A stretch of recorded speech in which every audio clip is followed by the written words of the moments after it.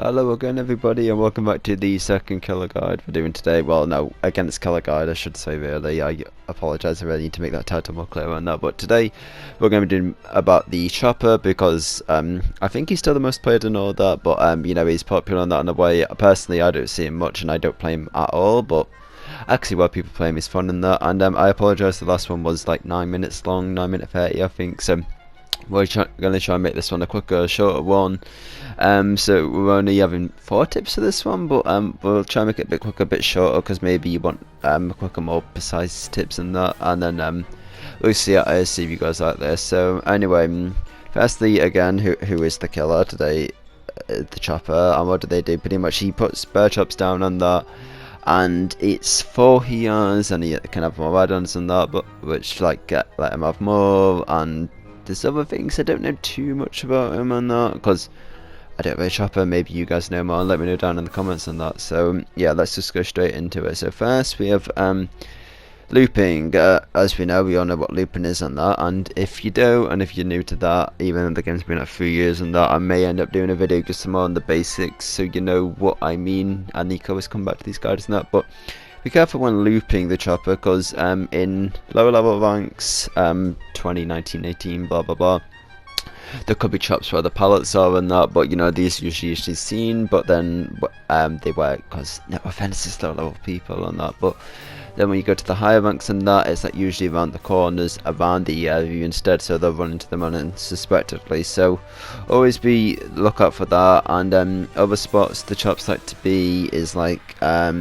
next to hooked survivors and that, but that one's a bit of a no-brainer. Heck, I even had a game yesterday playing against chopper, and I didn't even run into the chop because it was in the front and I pushed on the side. So yeah, anyway, that's the first tip. The next tip, gem rushing, very popular high level skill, well, not high level skill, but very popular strat in higher ranks and all that, but maybe in the game in general. But try and do your gens as quickly as possible.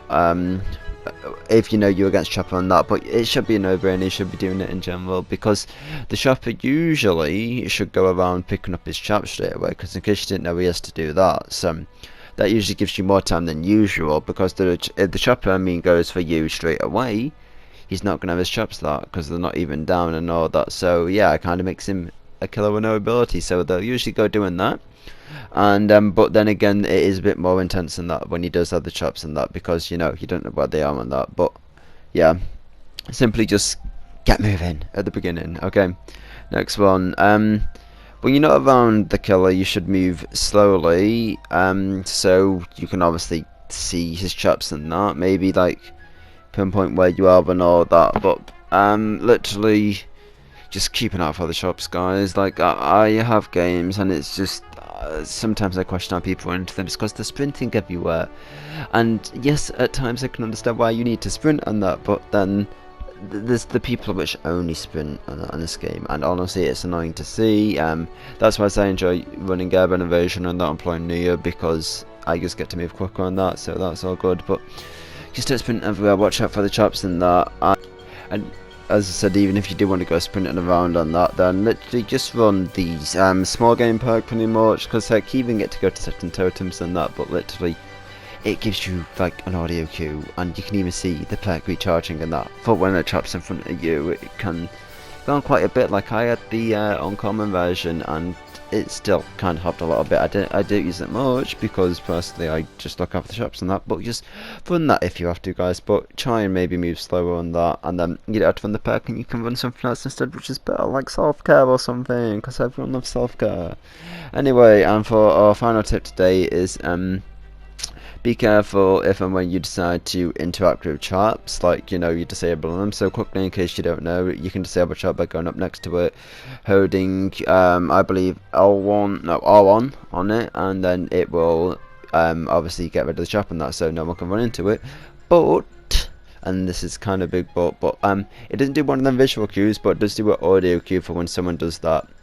And yeah, this just you have to think, is it worth it? Like, do I want to give them the audio cue on that in the end? Because literally you can just go around it. Maybe if you want to have friends, because a lot of people do that, haven't played, then just let them know.